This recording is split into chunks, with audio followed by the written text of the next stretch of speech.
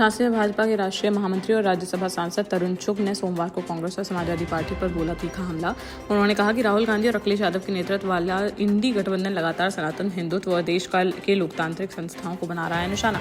केंद्र सरकार के 12 वर्ष पूरे होने के अवसर पर सर्किट हाउस में तरुण चुग ने कहा कि विपक्ष का केवल भारतीय जनता पार्टी का करना नहीं रह गया है विरोध, बल्कि देश की छवि को भी नुकसान पहुंचाने का प्रयास कर रहे हैं वे। तरुण चुग ने सनातन को गाली देना, हिंदुत्व को अपमानित करना, देश की संस्थाओं पर सवाल उठाना और लोकतंत्र को बदनाम करना। उन्होंने कहा कि राजनीतिक विरोध लोकतंत्र का है हिस्सा, लेकिन देश हित से ऊपर नहीं होना चाहिए राजनीति। केंद्र सरकार के 12 वर्ष पूरे होने के उपलक्ष्य में ललितपुर के मेहरौनी विकासखंड सभागार में समेकित जन कल्याण एवं जन जागरूकता अभियान के तहत जन कल्याण शिविर और स्वास्थ्य मेले का किया गया आयोजन। उत्तर प्रदेश सरकार के राज्य मंत्री मनोहर लाल पंत इस कार्यक्रम में मुख्य अतिथि के रूप में रहे उपस्थित। राज्य मंत्री ने विभिन्न विभागों द्वारा लगाए गए स्टॉलों का किया अवलोकन। उन्होंने स्वास्थ्य विभाग के स्टॉल पर कराया अपना स्वास्थ्य परीक्षण और उत्तर प्रदेश राजकीय आजीविका मिशन के स्टॉल से खरीदा सतुआ। अयोध्या स्थित राम मंदिर में श्रद्धालुओं द्वारा चढ़ाई गई करोड़ों रुपए की धनराशि में चोरी और अनियमितताओं के आरोपों को लेकर समाजवादी पार्टी ने भारतीय जनता पार्टी और जांच एजेंसियों पर बोला तीखा हमला। जालौन के उरई स्थित समाजवादी पार्टी कार्यालय में आयोजित प्रेस वार्ता के दौरान जालौन गरौठा भोगनीपुर लोकसभा क्षेत्र के सपा सांसद नारायण दास अहरवार ने राम मंदिर में चढ़ावे की राशि से जुड़े मामले को करोड़ों श्रद्धालुओं की आस्था से जुड़ा विषय बताते हुए इसकी निष्पक्ष जांच की उठाई मांग। हमीरपुर जनपद के राठ कोतवाली क्षेत्र में एक सड़क हादसे में 58 वर्षीय व्यक्ति की इलाज के दौरान हो गई मौत। टिकरिया मोड़ के पास बाइक के सामने अचानक कुत्ता आ जाने के कारण हुआ यह हादसा। जानकारी के अनुसार राठ के अकोना गांव निवासी धीरेन्द्र पुत्र प्रताप सिंह महोबा के गौरहारी गांव में अपनी बाइक रिपेयरिंग व पार्ट्स की दुकान बंद कर लौट रहे थे घर वापस।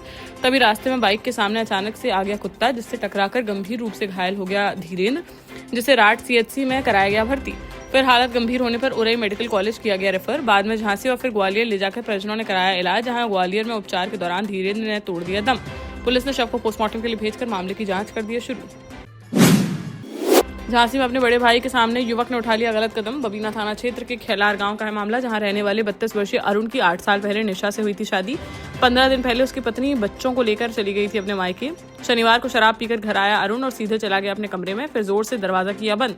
शक होने पर बड़ा भाई नीचे से पहुंचा ऊपर तो दरवाजा अंदर से था बंद। आवाज देने पर नहीं आई आवाज। तब बड़े भाई ने खिड़की से देखा तो वह उठा रहा था गलत कदम, जिस पर चीखने चिल्लाने लगा बड़ा भाई। तो एकत्रित हो गए पड़ोसी लोग, जिन्होंने किसी तरह तोड़ा दरवाजा, लेकिन तब तक हो चुकी थी बहुत देर। परिजनों द्वारा तुरंत ले जाया गया अस्पताल, जहां डॉक्टरों ने उसे कर दिया मृत घोषित।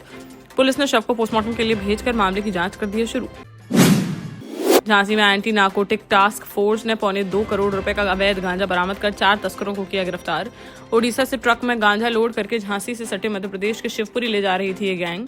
गांजा की बदबू ना आए इसलिए गांजा को छिपा रखा था अगरबत्तियों के बीच में। एक कार ट्रक के चलती थी आगे और सड़क क्लियर होने का देती थी मैसेज।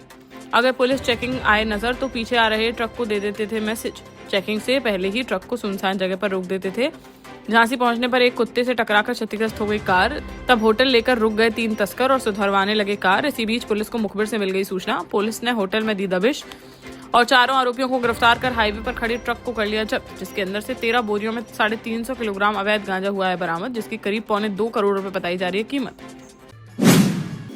जालौन के कुठौन थाना क्षेत्र के शनगढ़ घाट पर मिले अज्ञात युवती के शव की शिनाख्त होने के बाद मामले ने ले लिया है नया मोड़। पुलिस जांच में मृतका की औरैया जनपद की रहने वाली 18 वर्षीय काजल सिंह के रूप में हुई है पहचान, जो बीते 10 जून से थी लापता। युवती की उसके चाचा जयप्रकाश ने की पहचान, जिसके बाद पुलिस ने मामले की जांच कर दी है और तेज।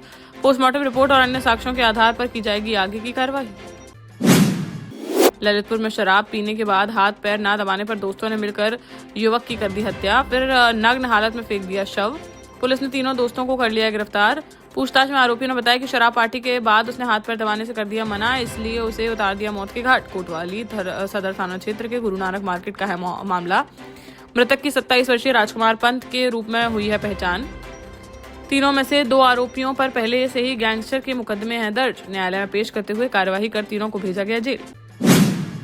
देश का जाना माना सैनफिन ग्रुप आपके लिए फिर लाया है झांसी में वास्तु के हिसाब से फ्लोर प्लान सहित एक शानदार टाउनशिप, जिसमें सुरक्षा की दृष्टि से सीसीटीवी, एक ही ग्रैंड गेट से एंट्री और एग्जिट, चौड़ी सड़कें, parking, car wash area, senior citizen and international fountain parks, swimming pool, gym, badminton, tennis आदि courts, school, hospital, shopping mart आदि कई सुविधाएं। इसीलिए तो हम झांसी में लोगों की पहली पसंद।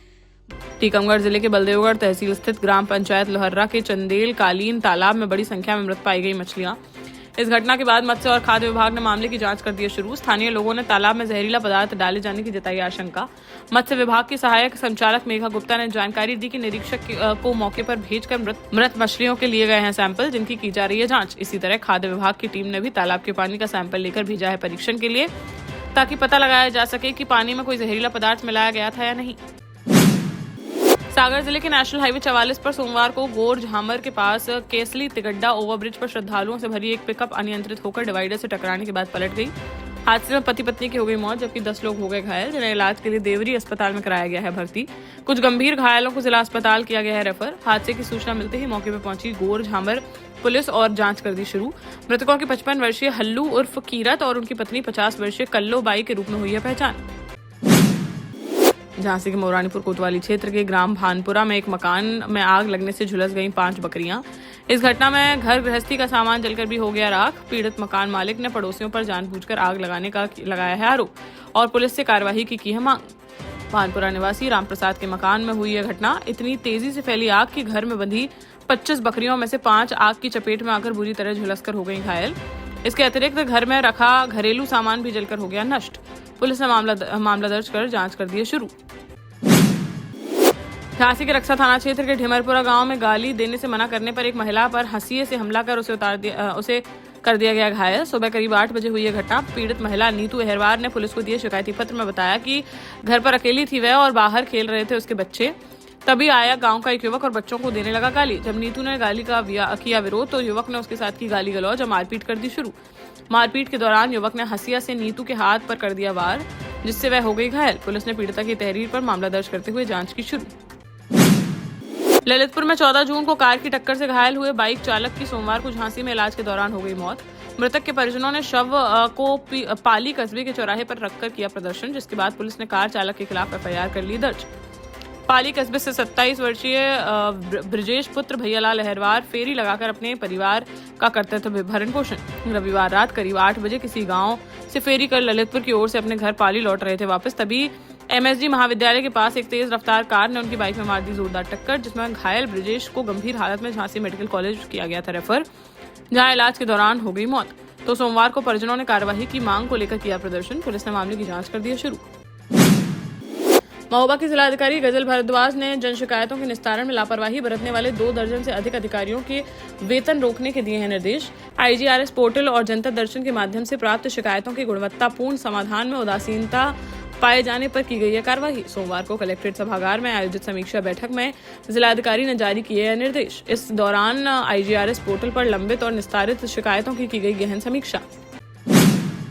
सागर के मकरोनिया थाना क्षेत्र स्थित दीनदयाल नगर में एक 35 वर्षीय महिला का खून से लथपथ शव किराए के मकान के किचन में पड़ा मिलने से मच गया हड़कंप। 1.5 साल पहले पति को छोड़कर अपने भानेज दामाद के साथ रह रही थी महिला। मौके से मिला है एक नोट जिसमें प्रेमी की बेवफाई के कारण गलत कदम उठाने की लिखी है बात। वहीं मृतका के पति ने भानेज दामाद पर हत्या का लगाया है आरोप, जबकि पुलिस प्राथमिक जांच में इसे मान रही है आत्महत्या। पुलिस के अनुसार मृतका की सोनाली पटेल के रूप में हुई है पहचान। फोरेंसिक टीम ने घटनास्थल से जुटाए साक्ष्य और शव को पोस्टमार्टम के लिए भेजकर पुलिस ने मामले की गहनता से जांच पड़ताल कर दी है शुरू। झांसी के ग्राम बड़ोखरी में जय मां शेरावाली कमेटी द्वारा आयोजित 10 दिवसीय श्री रामलीला मेले का संघर्ष सेवा समिति के अध्यक्ष डॉक्टर संदीप सरावगी ने फीता काटकर एवं प्रभु श्री राम की विधिवत आरती कर किया शुभारंभ, जिसमें क्षेत्र के हजारों श्रद्धालुओं ने भाग लेकर धार्मिक एवं सांस्कृतिक कार्यक्रमों का लिया आनंद। इस अवसर पर मुख्य अतिथि डॉक्टर संदीप सरावगी ने कहा कि भगवान श्री राम भारतीय संस्कृति, मर्यादा और आदर्श जीवन के हैं प्रतीक।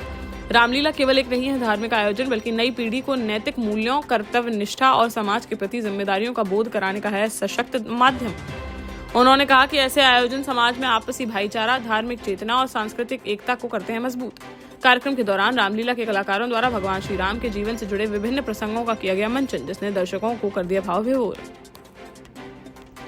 अपने स्टार्टअप के साथ ही योग्य नेतृत्व, अनुभवी टीम और सक्षम सेंट्रलाइज और उत्तरदायी प्रबंधन के बल पर सबको घर गुणवत्ता के साथ समय पर घर की योजना के तहत सैनफिन समूह ने बहुत ही कम समय में 1500 से ज्यादा यूनिट्स को दिया है कब्जा।